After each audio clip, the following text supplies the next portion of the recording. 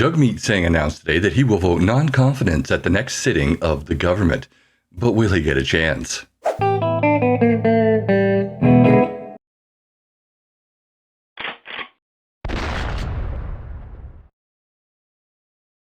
Hey y'all, welcome to my channel. I hope you're having a great day. Well, today in Ottawa, a lot of things were happening. The cabinet shuffle, and then Jagmeet released an open letter, saying that he will call non-confidence in the government because he's finally had enough. He has finally had non-confidence in the government. Let's first go to his letter and see what it says. Dated December 20th. Fellow Canadians, the Canadian dream is a good job that gets you a home and a fridge full of groceries with enough left over to save for vacations. A country where healthcare is always there and as soon as you need it. I believe every Canadian deserves that. The Trudeau Liberals said a lot of the right things. Then they let people down again and again. Justin Trudeau failed at the biggest job a prime minister has, to work for the people, not the powerful. To focus on Canadians, not themselves. The Liberals don't deserve another chance. That's why the NDP will vote to bring this government down and give Canadians a chance to vote for a government who will work for them. No matter who is leading the Liberal Party, this government's time is up. We will put forward a clear motion of non-confidence in the next sitting of the House of Commons. I called for Justin Trudeau to resign, and he should. He can't fix healthcare. He can't build homes you can afford. He can't lower your bills. I have always fought for people. I fought like hell to get dental care, free birth control, and diabetes medicine. I didn't give up when Justin Trudeau said no, and I won't let Pierre Poilievre take it all away. The next fight is a big one. Pierre Poilievre and the Conservatives will give CEOs and big business everything they want and make callous cuts to pay for it. They will cut healthcare, childcare, housing, and people's pensions. Canadians can come forward and build a country where you can take better care of each other, a country where we create good jobs, stand up to the threats of Trump's tariffs, and where everyone has a chance to succeed. I will be working hard to build a movement that can win in the next election.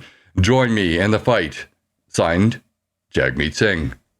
Of course, we all know it's really about Jagmeet's pension.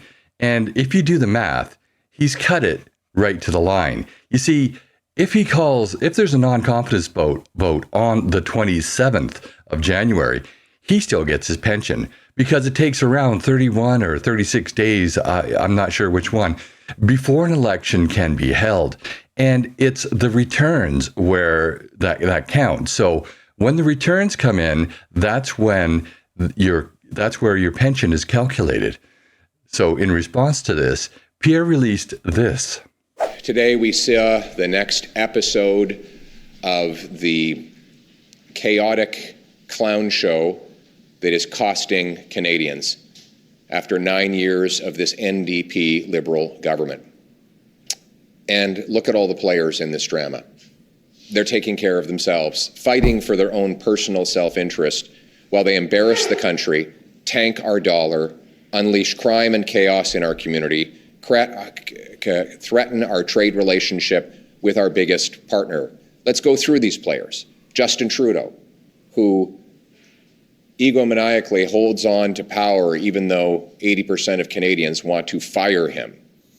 Then there's Chrystia Freeland, who is just fine with doubling the debt, doubling housing costs, doubling the number of people going to food banks, quadrupling the carbon tax, breaking the immigration system, but then suddenly had a change of heart the second she realized she was getting a demotion.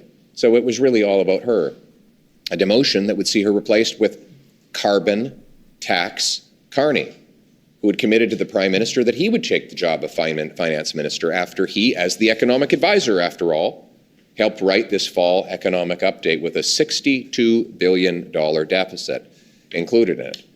And then you have Jagmeet Singh, who, after he duped you all and claimed he'd ripped up his deal with Trudeau, voted 8 times to keep Trudeau in office over the last session of Parliament, and including voting against a non-confidence motion that was made up of his own words 11 days ago.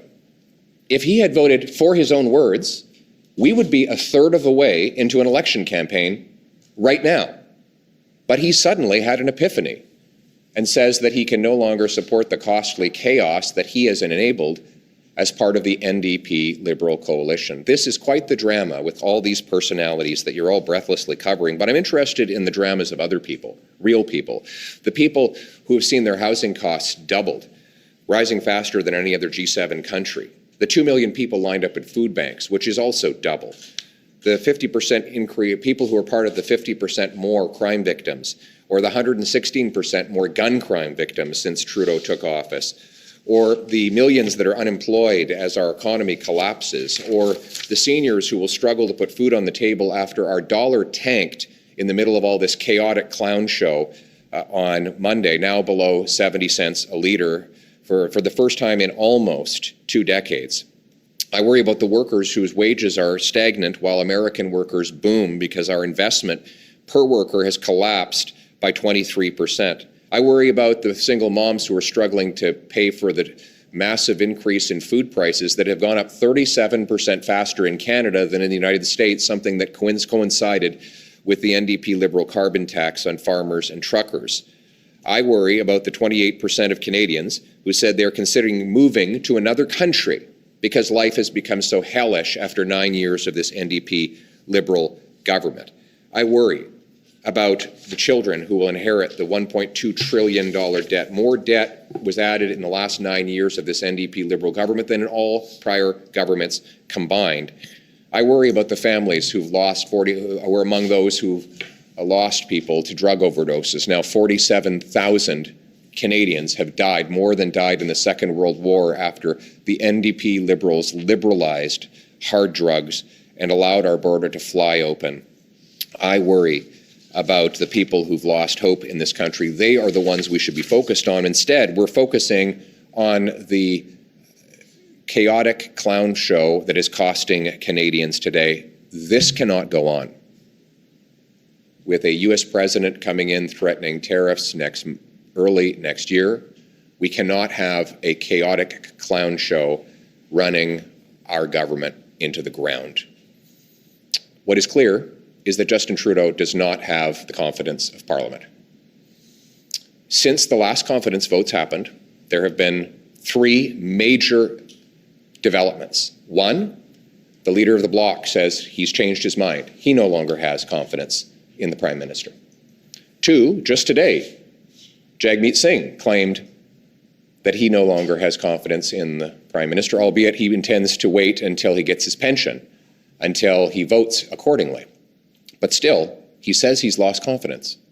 And then there are 18 Liberal MPs, including the former Deputy Prime Minister, who've all lost confidence in the Prime Minister.